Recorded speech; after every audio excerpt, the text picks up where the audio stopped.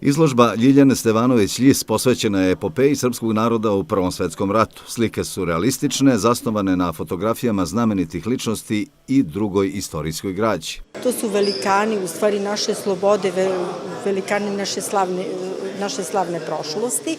Znači, uradila sam preko 50 tih slika, znači, koje su posvećene Balkanskim ratovima i Prvom svetskom ratu. O izložbi je u ime organizatora govorio pukovnik Ljubomir Marković, predsjednik Saveza potomaka ratnika Srbije od 1912. do 1920. godine. Tom prilikom uručio je zahvalnicu direktoru Šabačkog pozorišta Zoranu Karajiću. Izložbu Velikani naše slobode zvanično otvorio zamenik predsjednika Gradske skupštine Sreten Radovanović.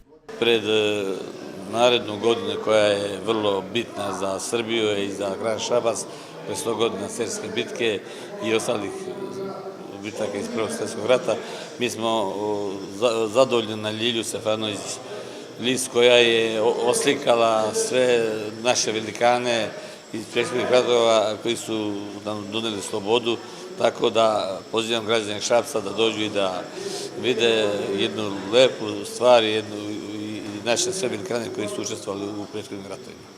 Izložbu Velikani naše slobode zainteresovani mogu videti u narednih 10 dana. Umetnica je iskoristila priliku da pozove Šapčane da vide izložbu, ali i umetnike iz našeg grada da u svojim delima ovekoveče herojsko doba srpskog naroda. Da je pogledaju i ujedno svi slikari koji rade na temu mogu poslati svoje slike u Beograd koje su opremljene.